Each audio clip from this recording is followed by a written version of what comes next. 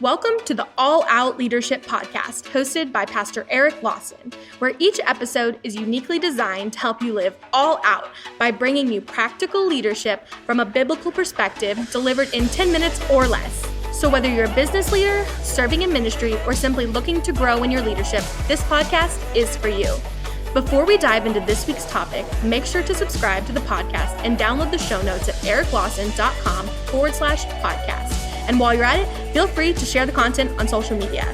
Now, let's join Pastor Eric for this week's conversation. Welcome to another edition of the All Out Leadership Podcast. We are in the value of stewardship, and we're focusing on stewarding our talents. We're in the story of Jesus at 12 years of age, and here we pick up. His parents finally found him after 4 days of having missed Jesus, and now we pick up Luke 2:48. So when they saw him, they were amazed, and his mother said to him, "Son, why have you done this to us? Look, your father and I have anxiously sought you." And he said to them, "Why did you seek me? Did you not know I must be about my father's business?"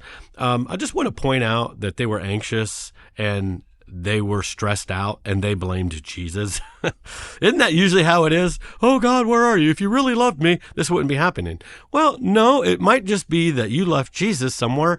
You left a Bible verse, you left a principle, you left your time with God, and you ran ahead of God because you were busy.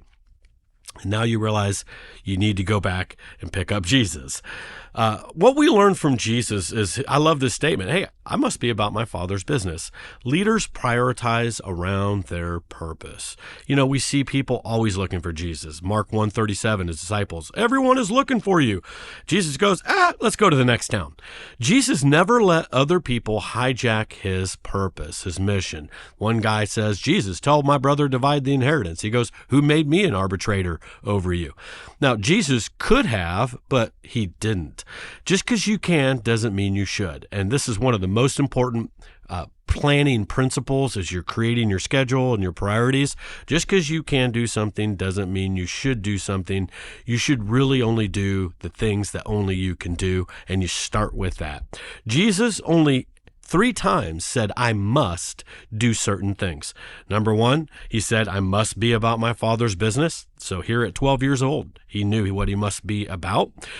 In Luke 4, he said, "I must preach the gospel to other cities." Luke 9, he said, "I must suffer many things," speaking of going to the cross. Those were the 3 musts. And so we always see that many things Jesus didn't do. There were people trying to meet with Jesus. He didn't necessarily make time.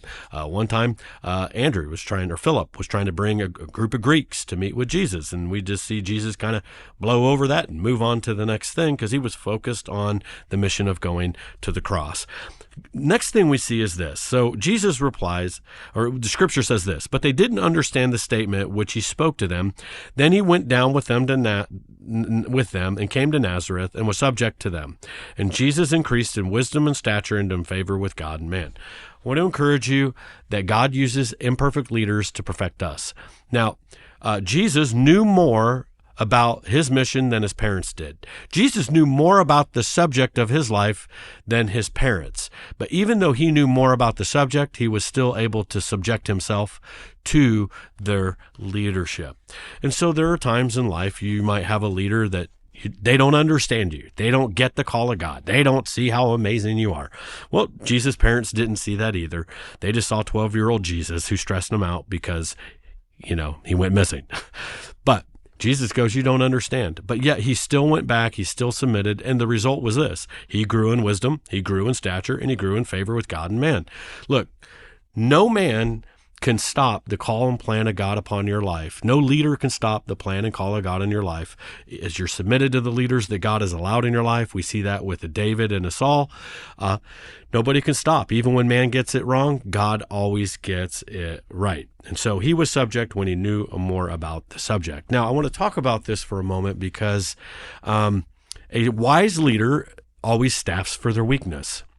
So not every leader is a 10 everywhere inside of giftedness.